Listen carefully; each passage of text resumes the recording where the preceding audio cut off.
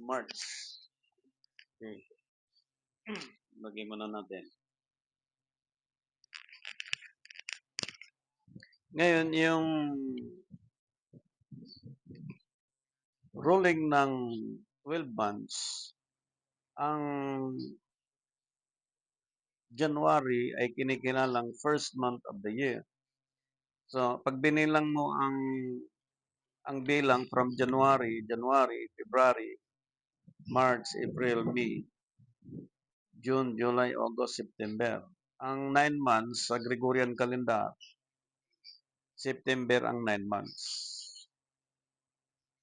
Ngunit ang biblical na binasa natin from Lucas chapter 1 verse 26, ayon doon sa 6 months na pagdating ni Gabriel, ang pinakabatayan ng Christians sa pagbilang po ng buwan, walang iba yung Lucas chapter 1 verse 26, sapagkat yung 6 months na dumating si Gabriel, siya naman panimula ng buwan sa bilang ng pagbubuntis ni Virgin Mary kay Jesus Christ, na ang 9 months noon is March.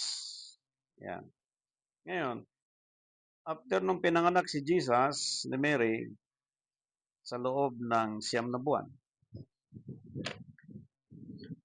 ang unang buwan ni Kristo sa daigdig na ito, nung pinanganak ni Virgin Mary, ay April. Yan na. Malinaw na ang April sa Gregorian calendar ay first month of the year sa biblical na competition.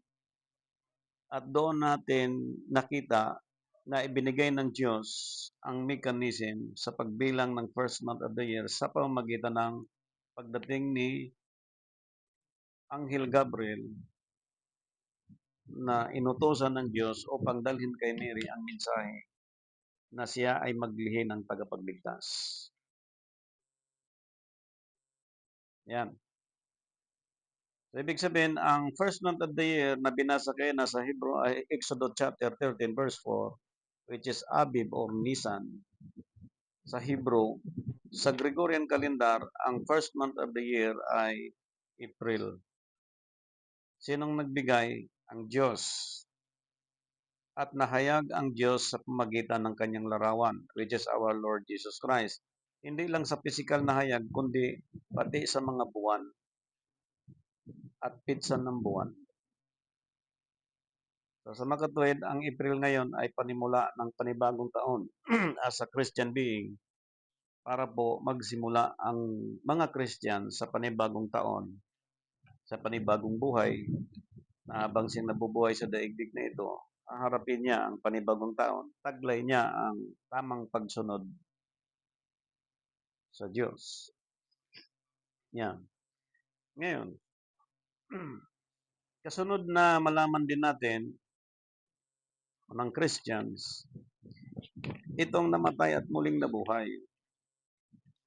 Sapagkat ang seventh day, ang katuparan ng seventh day, God was raised sa Genesis, walang iba yung larawan niya. Okay, tingnan natin muna yung Colossians chapter 1 verse 15 hanggang 18.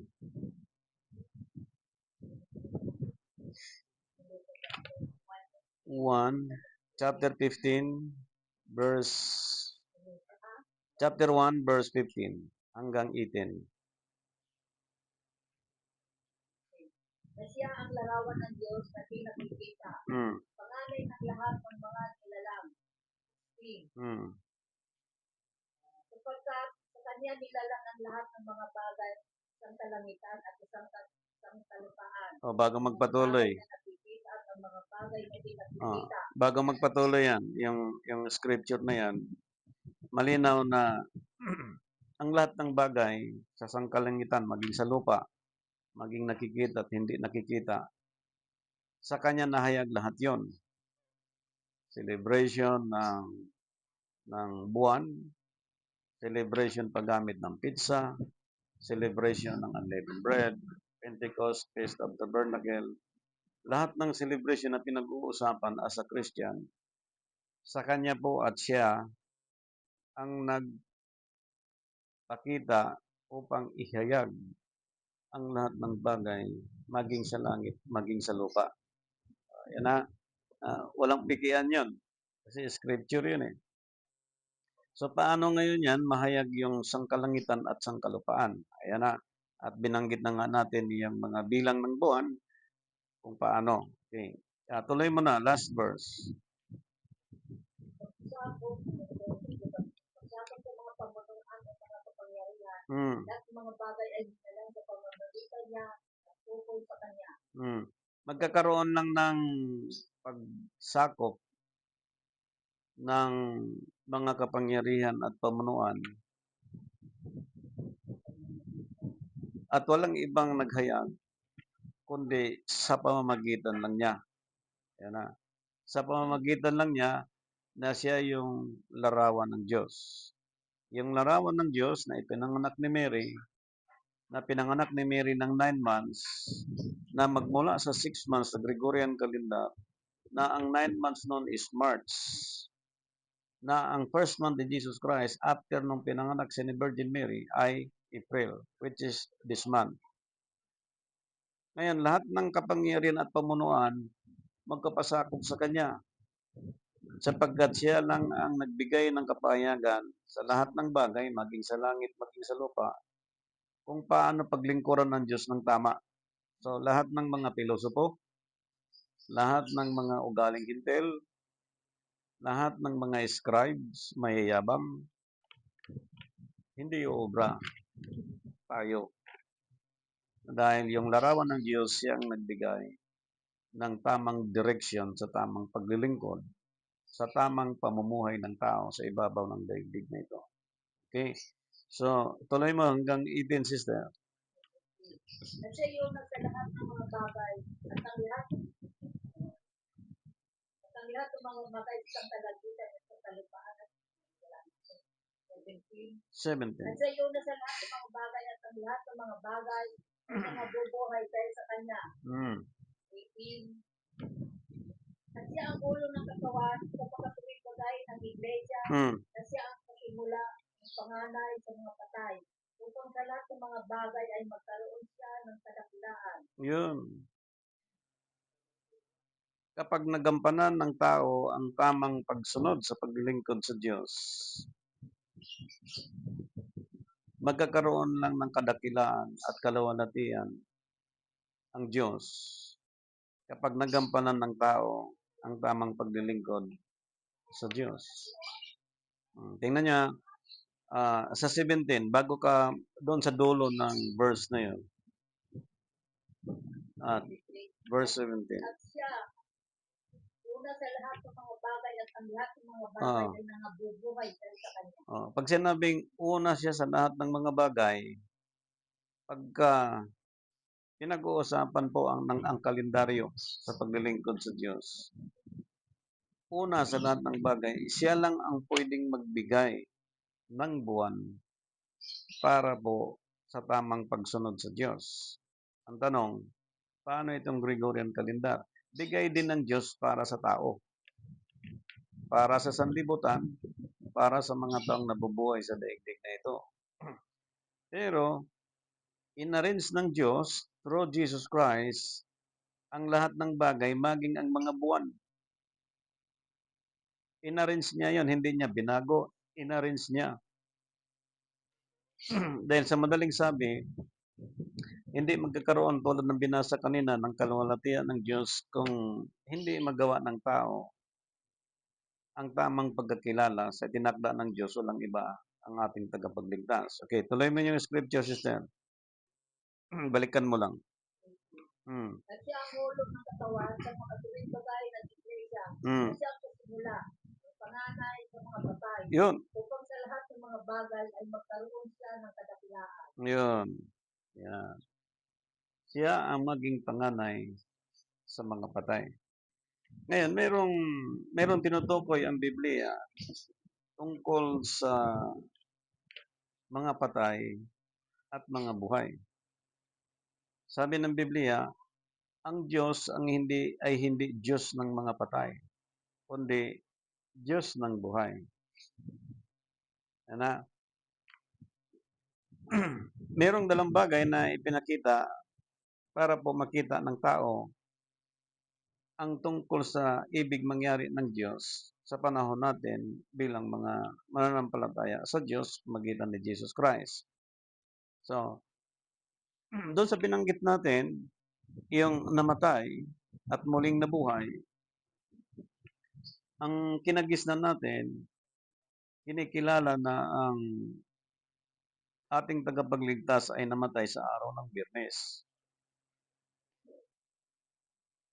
at nabuhay sa araw ng Linggo. Isa pa itong atin pong ibibigay na sandaling panahon na bibigyan po ng konting paglilinaw sapagkat doon sa, tingnan natin, sa aklat ng Lucas, tingnan natin sa aklat ng Lucas para po sabay-sabay tayo doon sa ano.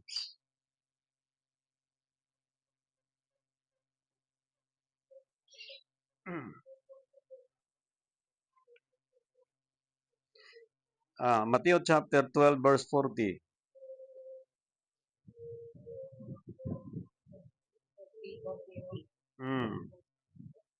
Sapagkat kung paano si Jonas ay napasabihan ng isang balina sa tatlong araw at tatlong gabi, ay gayon din mapapasailalim ng lupa sa tatlong araw at tatlong gabi ng tao.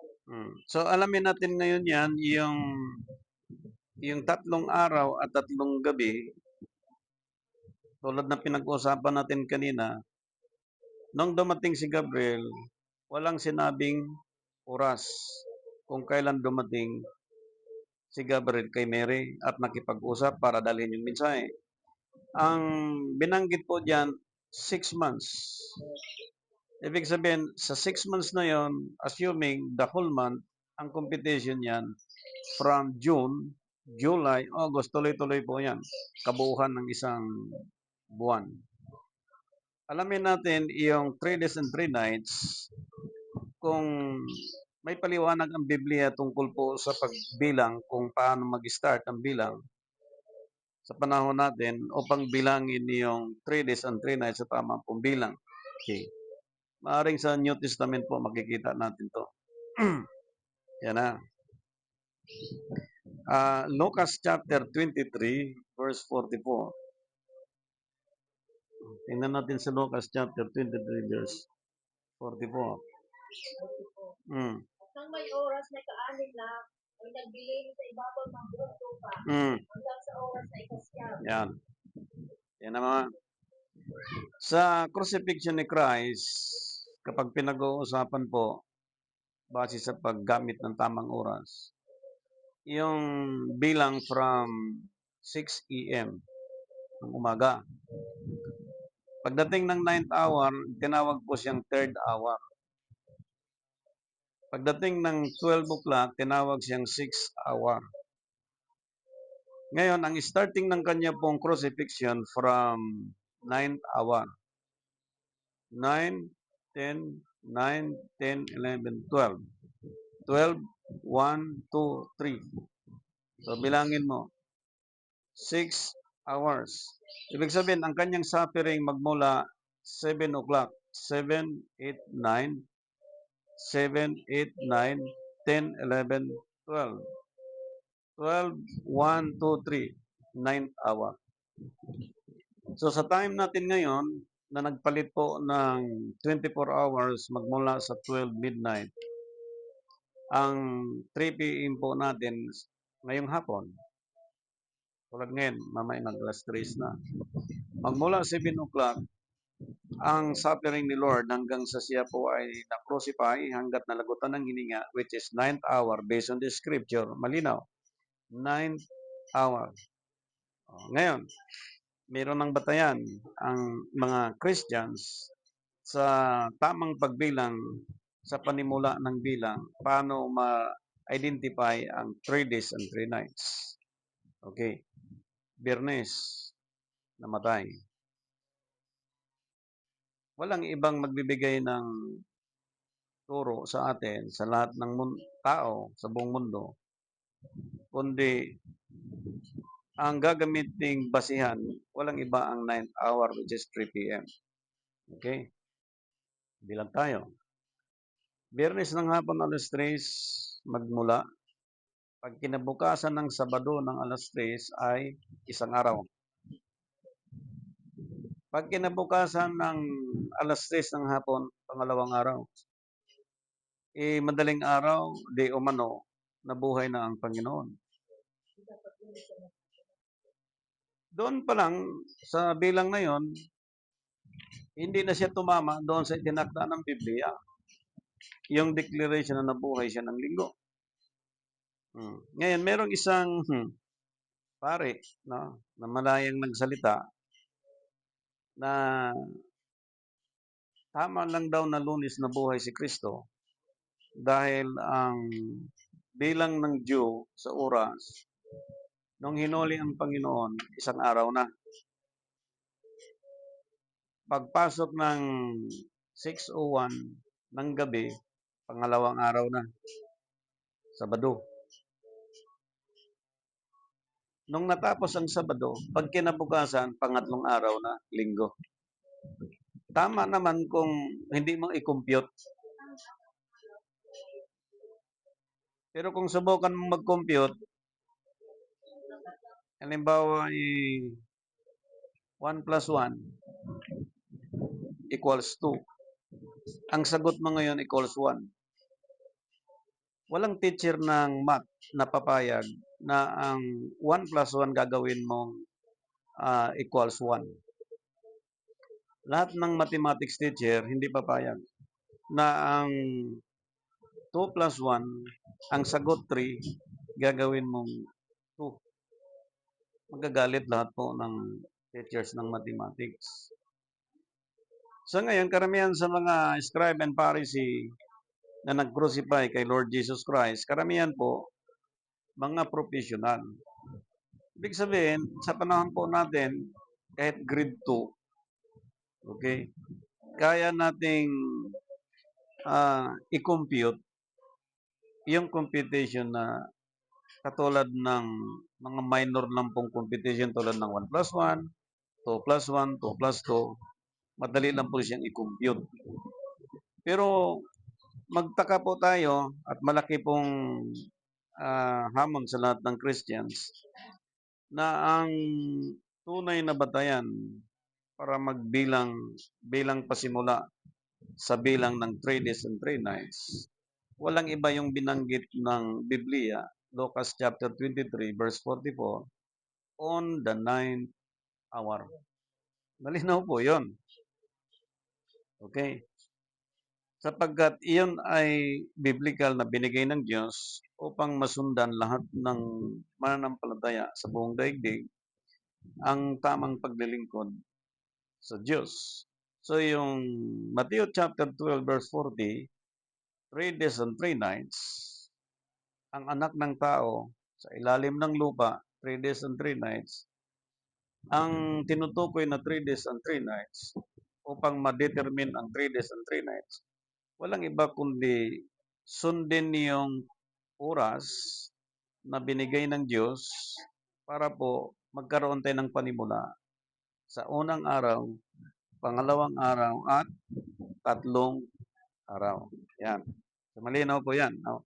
Kaya tayo nagkaligaw-ligaw at nagkaroon tayo ng mahabang panahon na napaikot sa maling paglilingkod sa Diyos. No? Inabangan lang talaga tayo na tayo ay makaunawa dahil siguro talagang niloob ng Diyos na tayo ay maging liwanag sa daigdig na ito upang ipakita sa buong daigdig na yung sinabi ng Diyos sa Genesis, let there be light, ang dilim hindi pwedeng maghari, kundi yung Diyos na Espiritu, may likha ng lahat ng bagay, na nahayag ang Diyos sa magitan ng kanyang larawan, at yung larawan niya walang iba yung pinanganak ni Virgin Mary, na tinutukoy ng Scripture na yung pinanganak na ito, namuhay ng 30 years sa daigdig na ito, nag-ministry ng 3.5, supposedly, at pinatay, pinako sa krus, at nabuhay na maguli sa loob ng 3 araw at Tatlong gabi. Kaya mahalaga ito sapagkat nung nabuhay siya ng maguli, ang sabi ng Hebrew chapter 12, tingnan natin, chapter 12 verse 1. Chapter 12 verse 1. Kaya yabang nabugbog tayo ng makapal na bilang ng mga saksi, sabi namang walang liwanag ang bawat kasal. Yun. At ang pagkakasalang tumipigil sa atin. At ating takbuhin may pagtitiis at takbuhin ng bagay ang harapan natin. Yan na. Sa English Bible, ano natin sa English ng konti. Chapter 12 verse 1. Therefore, seeing we also are compassed about with a so great a cloud of witnesses, let us lay aside every weight and the sin which so easy places us. Let us run with patience the race that is set before us. Tuloy mo. Sis, pakilang. Kaya yamang tugtog tayo ng makapal na bilang ng mga saksi, itabi namang walang liwanag ang bawat kasal. At ang pagkakasalang pumipigil sa atin, at ating takbuhin may pagtitis, at takbuhin nilagay sa harapan natin. Tuloy. Looking unto Jesus, the anchor and finisher of our faith, who for the joy that was before him, endured the cross, despising the sin, and is sit down at the right hand of the throne of God. And that is verse 2. Okay? Nabasa natin sa Jesus na gumawa at sumakdal ng ating pananampalataya na siya dahil sa kagalakan inilagay sa harapan niya ay nagtiis ng krus na niwalang bahala ang kahiliyan at umupo sa kanan ng bukokan ng Diyos. So meaning, he sat down the right throne of the Father. Kailan nangyayari yan? After the 3 days and the 3 nights. Doon nagsimula bago siya umakyat sa langit, pero nagturo muna siya ng 40 days sa mga apostol. At bago siya umakyat sa langit, bumaba sa mga apostol yung Espiritu ng Diyos sa panahon ng Pentecostes. So mahalaga po yung 3 days and 3 nights sapagkat after doon, nagturo siya ng 40 days na ang tinuturo niya sa mga apostol is the kingdom of God. Yan.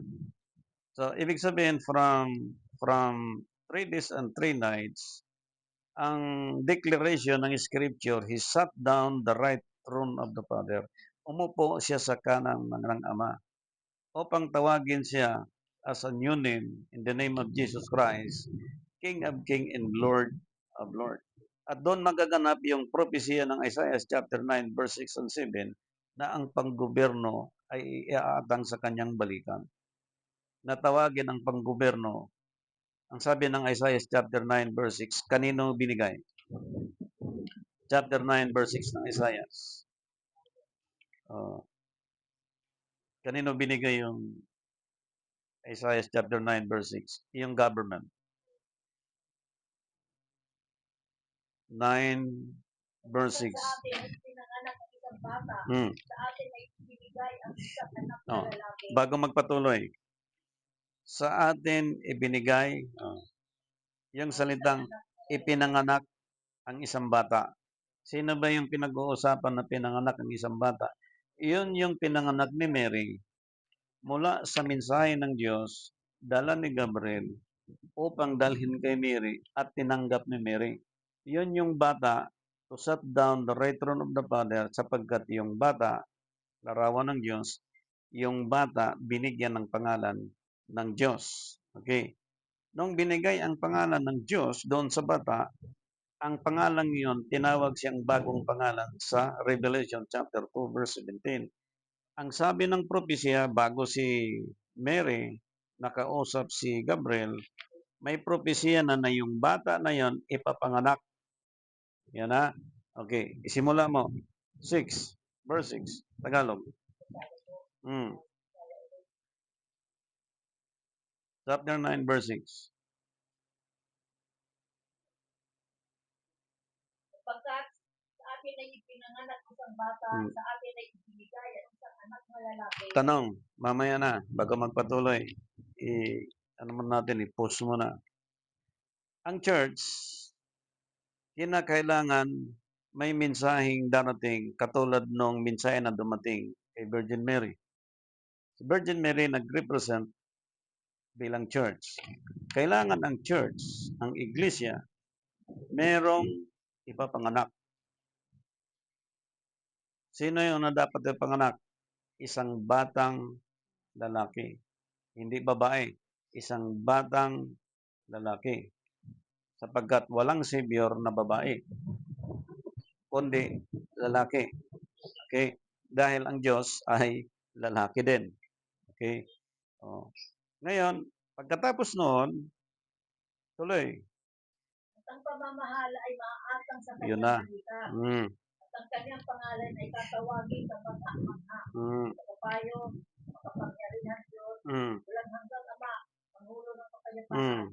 Ngayon, itong nabuhay na maguli, Hebrew chapter 12 verse 2, He sat down the right throne of the Father. Yun yung katuparan ng propesiya ng Isaiah chapter 9 verse 6 na ang panggoberno ay maaatang sa kanyang balikat at tatawagin siyang yun kamanga-manga at walang hanggang tagapayo, walang hanggang Ama. Sinong tinutukoy na tawagin siyang Prince of Peace, Counselor, Everlasting Father? Yung in the name of Jesus Christ, sapagkat yung name ng Jesus Christ mula sa Almighty God, ibinigay ngayon ng Almighty God sa kanyang image. Ayon sa Colossians chapter 1 verse 15 kanina. Oh.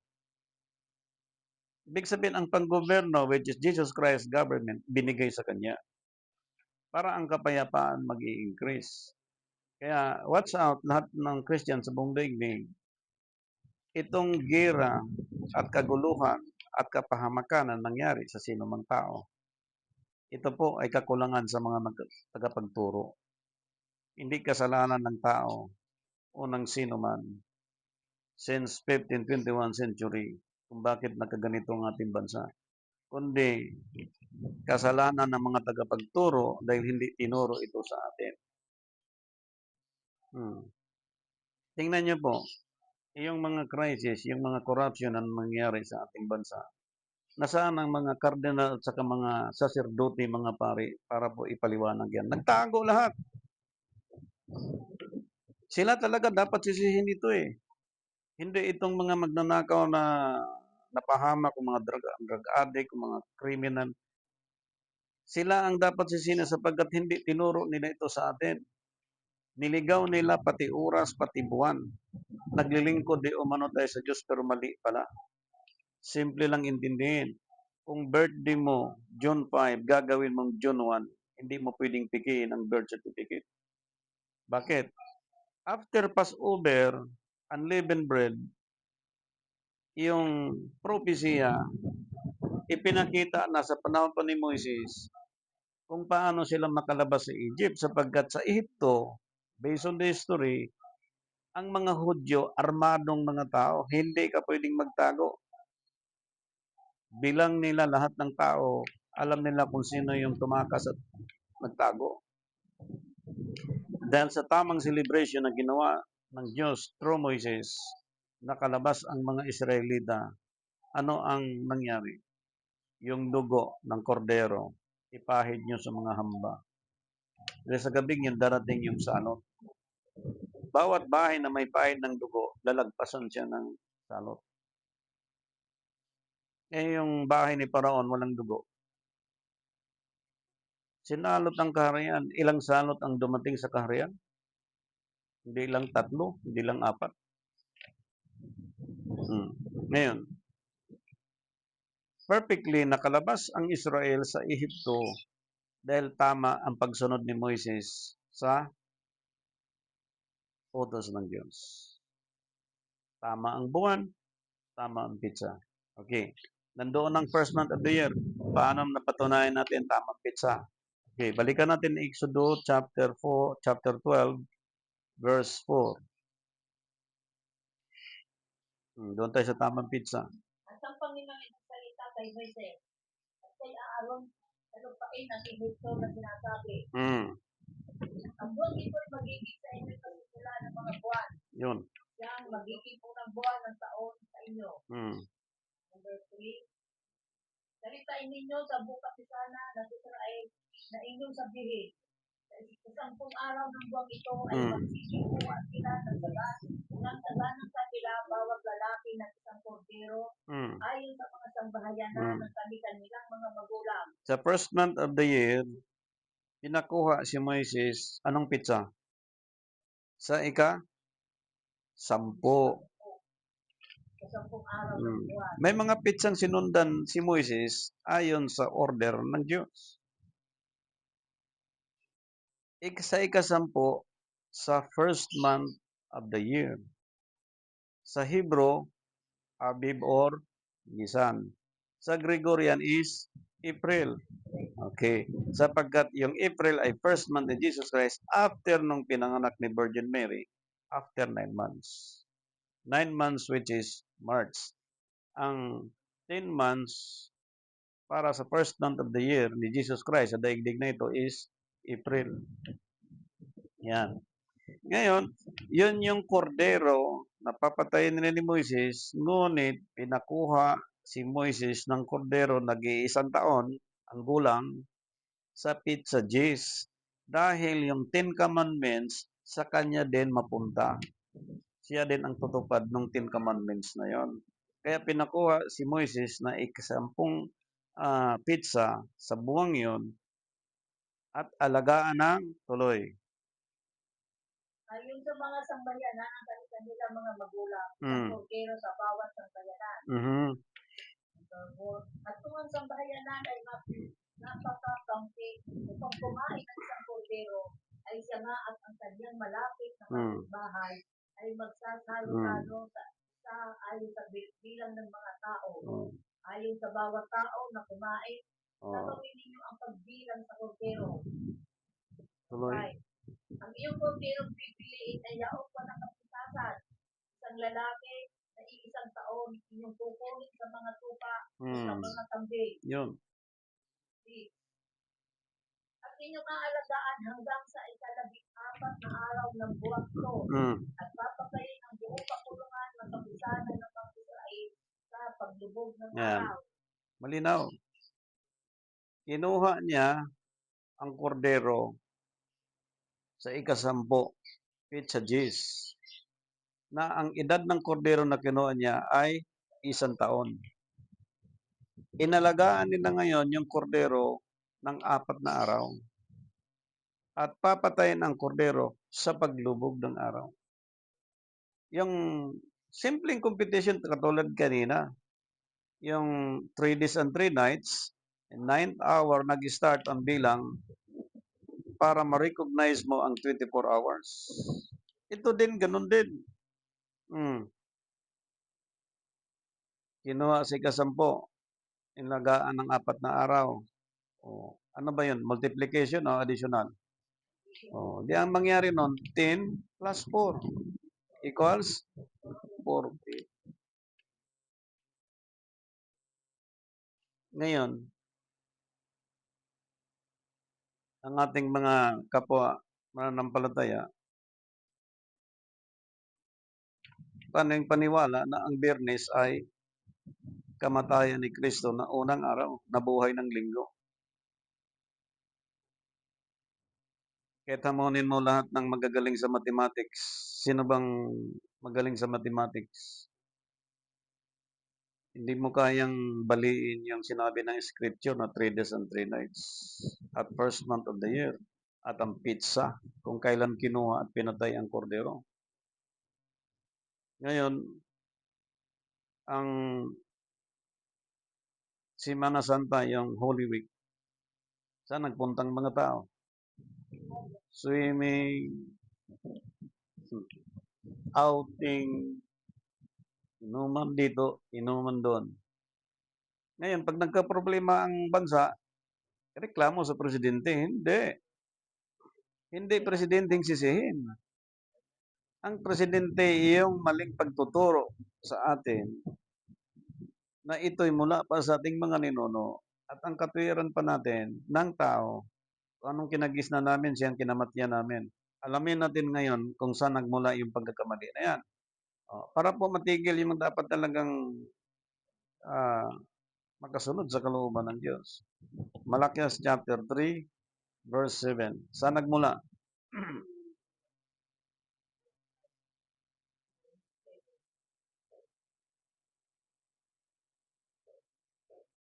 Mula ng mga karawan ng inyong mga magulang, kayo yung mga pagkaligaw sa aking mga tuntunin. Sige nga. At hindi ninyo pinalima, nagbali kayo sa akin, at ako'y nanunumbali sa inyo, sabi ng Panginoon ng mga tukso. Okay. Ngunit inyong sinasabi, sa ano kami nanunumbali? Saan nagmula yung pagkaligaw sa mga tuntunin ng Diyos? Mula pa sa ating mga ninuno. Tanong, sino ngayon ang may edad ng 120? Sino ngayon may edad ng 100? Yung Pope, anong edad na ngayon? Wala pa sigurong 100 yan. Mula pa sa unang mga ninuno niya, ang mga tuntunin ng Diyos, ang ating mga ninuno nang pangaligaw pa. Nangagpangaligaw na. Ngayon, kailangan babalikan ng lahat ng Christians magmula pa doon sa time ni Christ para mag-start siya muli at makasunod siya sa kalooban ng Diyos. Hindi pwedeng kung anong kinagisnan ko, yun din ang kinamatayan ko. Hindi pwede yun. Kasi mula sa mga ninuno nagpangaligaw sa mga tuntunin. Mula pa sa mga ninuno. Kaya sa atin, sa panahon natin, hindi tayo pwedeng bumalik kung sino ngayong nakatayong mga leader sa ating panahon para po paniwalaan natin ang hindi ayon sa scripture na itinakdang ito. Sapagkat si Apostol Pedro, nagpaliwanag siya dito tungkol sa mga lahat ng believers ngayon kung talagang nakasunod sa Diyos o hindi. Tingnan natin ha. 2 Peter chapter 2, simulan natin sa verse 1. Para po sa mga believers in God through Jesus Christ. So, huwag nyo lang pansinin ang mga distractions, normal yan. Ngunit may nagsilitaw din naman sa bayan ng mga bulaang propeta. Yan. Kaya naman sa inyo, nagkakaroon ng mga bulaang guro na magkakapasok sa lihim ng mga makakapahamak ng mga hidwaang pananampalataya. Yan na. May pinatatuwa pati ang Panginoon na bumili sa kanila na nagtataglay sa kanilang sarili ng madaling magkakapahamak. So, ang scripture po ay malinaw ang pagkalatag at binasa na nga natin, kapatid natin. Merong binanggit ng scripture, magkakaroon ng mga bulaang guro, na magpapasok sa lihim ng mga makakapahamak na mga hidwaang pananampalataya na itatatwa pati ang Panginoon na bumili sa kanila. So, hindi malayo sa time natin, sa ating mga pagsusuri sa tulong ng Diyos, na ang Christians, Buddhist, Muslim, Taoism, Hinduism, nagkaroon ng division. At dahil dito, ang talagang gumagawa nito yung mga bulaang mga propeta. Natutong mag-away yung mga Christians, debate doon, debate dito, labanan dito. Kasi po, may mga bulaang propeta ang nagtuturo. Di ba? Verse 2. At marami nagsisunod sa kanilang mga gawang mahalay. Na dahil sa kanila ay pagsasalitaan ng masama ang daan ng katotohanan. Pero mo, magagawa nilang pagsasalitaan yung daan ng katotohanan. Halimbawa, tinitraining ka ng 3 years and 4 years, 5 years. Daan ng katotohanan. Sisirain mo yun. Bakit? Kasi may mga bulaang propeta na nagkumbinsi sa mga ito, itong gawin mo, itong gawin mo. Ayan. Mga false prophet yun. Ang sabi ng Biblia, kayo maging ulo, hindi buntot. karamihan ngayon ang buntot makapangyarihan, kaya instead na ikaw yung ulo na nakaintindi sa katotohanan, sumunod ka sa buntot. Ang buntot, Satan yun eh. False prophet yun. Sa malalim na pag-aaral po, shortcut ko lang ibang mga term. Okay. Pagsasalitaan ng masama ang daan ng katotohanan. Hindi nakapagtaka yun. 3. At sa kasamaan ng mga pagtunwang salita ay ipangangalakal kayo. Ang hatol na sa kanila mula ng una ay hindi magluluwa at ang kanilang kapahamakan ay hindi mabubuwiling. Yan. May mangyayaring kapahamakan na binanggit sa Biblia. May mangyayaring hatol. Okay? Mangyayari sapagkat may mga kasakiman na nagaganap na ito ay binanggit dito sa huling istansa at ang kanilang kapahamakan ay hindi nagugupiling. Sa English Bible, tinawag siyang slumbereth not. Slumbereth not or nagluluwat. Pag sinabing nagluluwat sa Tagalog, hindi magtatagal. Pagka nakatakda, kung itinakda ng Diyos, walang pwedeng makapagpigil. Kaya anong nangyayari sa daigdig na ito, sa buhay ng tao, may mga parusa, kumbaga sa salitang English, on the way. Kaya lang pagka hindi mo siya naintindihan, parang gusto mong gamitin ang sarili mong paraan. Pero hayaan mo ang Diyos na gumawa ng paraan. Kasi ang binabanggit dito, mayamat mahirap, matalino at walang pinag-aralan. Pag nasunod mo ang katwiran ng Diyos, wala kang talo, wala kang pangamba. Pero kung doubt ka doon sa pananampalataya, talagang magkakaroon ka ng sariling desisyon, plano at pamamaraan, which is wrong. Yan ang paliwanag ni Apostol Pedro. Okay, sundan natin yung talatang yon. Verse 4. Sapagkat kung ang Diyos ay hindi nagpatawad sa mga anghel ng nangangasala ang mga yaon, hindi sila ibinulit sa impyerno at ikinulong sa mga bukay ng kadiliman upang ilaan ang pagbubuko. Yan. Mga anghel na to, hindi nga pinatawad ng Diyos eh. What more pa yung sa time natin, mga followers lang tayo, believers lang tayo. Anghel na yan, hindi pinatawad ng Diyos.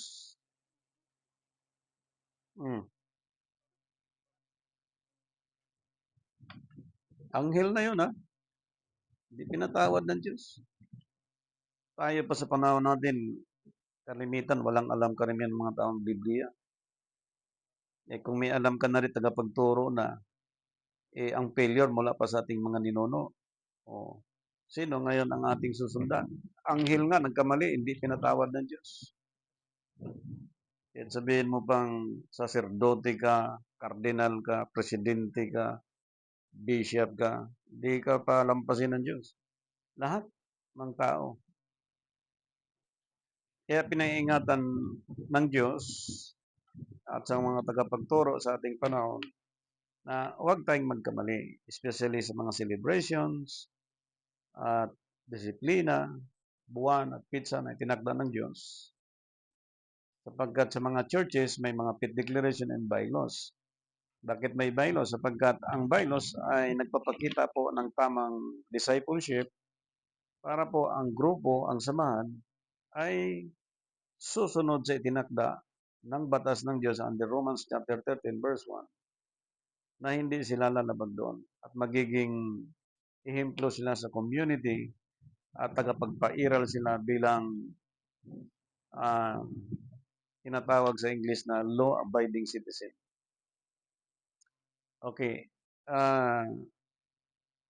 Napanganib sapagkat ito ay kinulong sa hukay ng kadiliman upang ilaan sa pag-uuko. So kung mayroong eternal death, yung judgment on Diyos, ang lahat po ay inaanyayahan na talagang lingapin yung itinakda ng Biblia kung ano po ang aral na binigay ng Diyos sapagkat may paghuhukom ang Panginoon.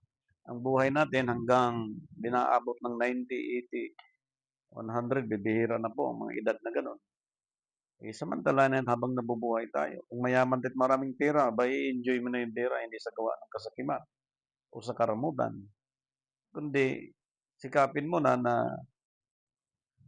yung buhay natin ngayon na binigay ng Diyos, hindi para para hukuman ang tao para mapunta sa impyerno, kundi sa buhay na walang hanggan na ipinangako ng Diyos.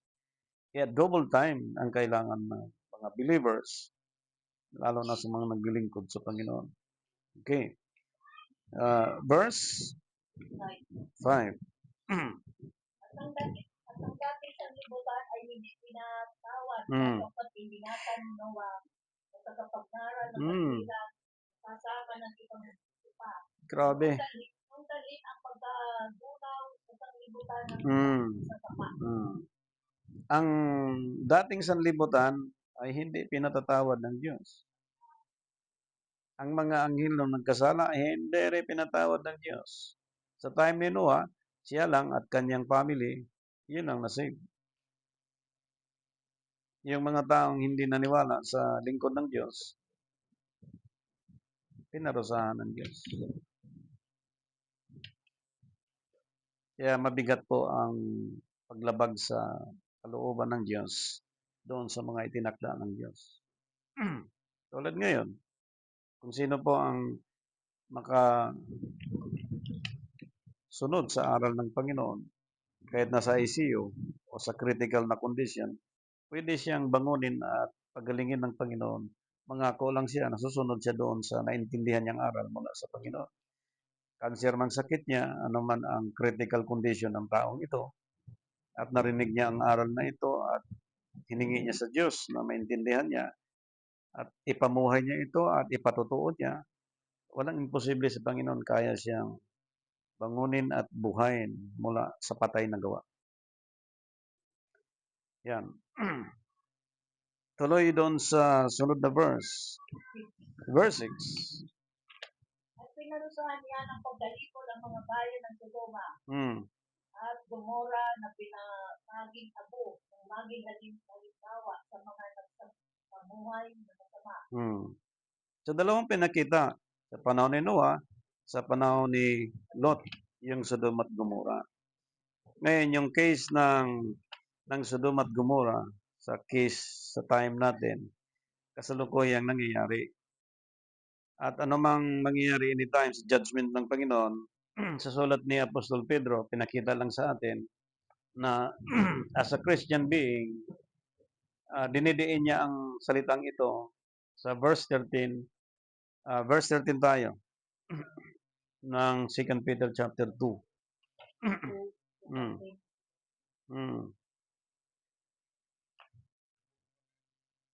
Chapter 2, verse 13.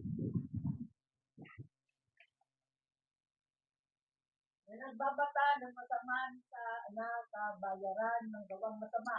Palibasa, inaari nila isang kaligayahan ng makalayaw. Yun. Araw, mga dungis at kapintasan na nagpakalayaw sa kanilang mga daya, samantalang sila'y nakasili pag-ibig sa inyo. Yan.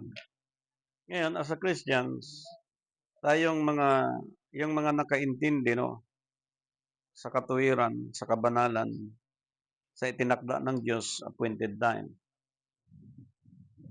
Kung ikaw nakaintindi, nakipagpiging ka, napakapalad ng church na yon. Pero kung merong hindi nakaintindi, nakipagpiging, mapanganib yun. So, individually, kailangan meron siyang ganong standing na naintindihan niya ang tamang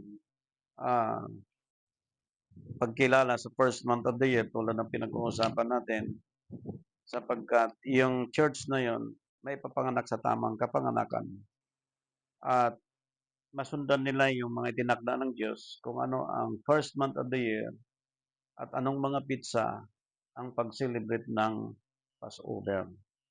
So, ang sabi ng Biblia, inalagaan ang 4 na araw, Exodus chapter 12, kanina, verse 6, at pinatay ang kordero sa paglubog ng araw.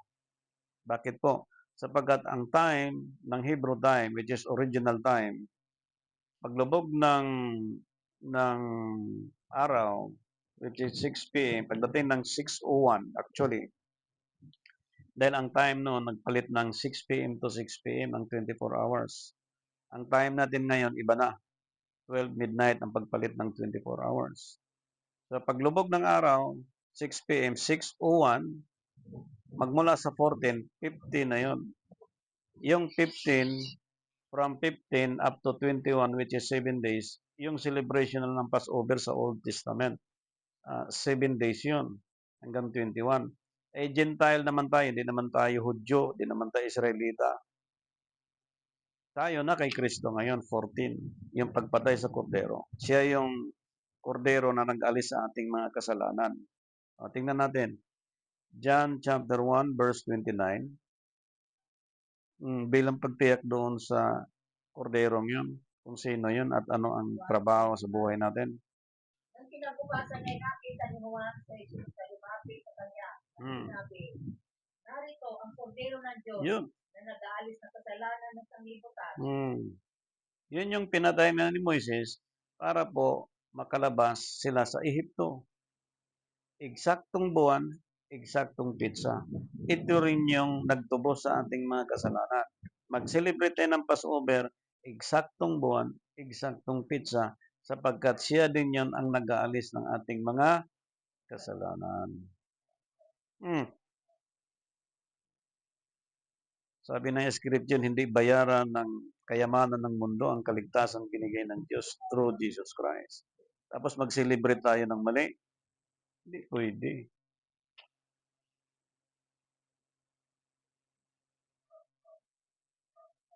Yan. Kaya sa paglilingkod ng mga tao sa Diyos, kailangan eksakto ang pagsunod ayon sa ating binasa po sa Scripture. Dahil after Passover, okay, after Passover, bibilang ka ng 7 weeks. Pagbilang mo ng 7 weeks, celebration po yan ng Pentecost, which is June 15. Yan. 15 po yan. So, after June 15, after 7 weeks, bibilang ka ng 7 months. Competition na naman yan. Pero simpleng competition lang.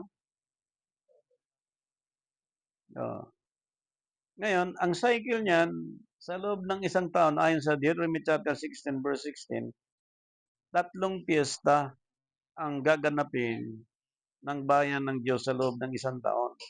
Passover, Pentecostes, ang linggo, at saka Feast of Tabernacle. Ngayon, kapag mali ang pizza, mali ang buwan ng celebration, mali na rin yung sunod na pizza ng Pentecostes, mali na rin yung Feast of Tabernacle. Lahat puro mali na. Kaya marami ngayon sa panahon natin, ang pamumuhay ng tao mali na. Wala nang galang, wala nang respeto, kasi mali na lahat eh. Puro distraction ang binigay ng mundo.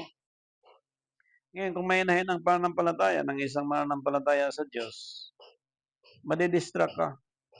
At pag na-distract ka, you are lost in this world. Hindi mo na alam ang gagawin.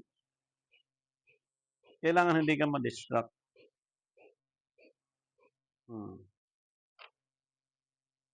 So, tama ang celebration ng Passover, tama ang celebration ng Feast of Pentecost, tama ang celebration ng Feast of Tabernacle. Yan po ang cycle sa loob ng isang taon. So, darating man yung salot, darating man yung gutom, darating yung crisis, darating man yung war. Sabi ng Biblia, verse chapter 24, huwag kayong magumianan. So, paano may apply yung salitang huwag magulumianan kung hindi naiintindihan ito? Kahit anong luhod-luhod sa panalangin, kaiyak mo dito, kapag itinakda na ng Diyos ang judgment, hindi mo na pwedeng awatin yun, yung galit ng Diyos. Kasi nandoon na yung buhos ng judgment ng Diyos. Kaya yung atin sa pag-share na ito, sa ating paglilingkod sa Panginoon sa sandaling oras, God bless sa mga kapatid sa pananampalataya. lalo na mga independent churches. At loobin ng Diyos na inyo pong matuklasan din ang katotohanan ng Panginoon. At sa hapong ito, tayo po'y pansamantalang magtatapos sa atin pong pagbabahagi ng salita ng Panginoon o pagdadako tayo sa ibang meeting, no? At sa Diyos ang pinakamataas na papuri, and happy Christ Sabbath today. God bless.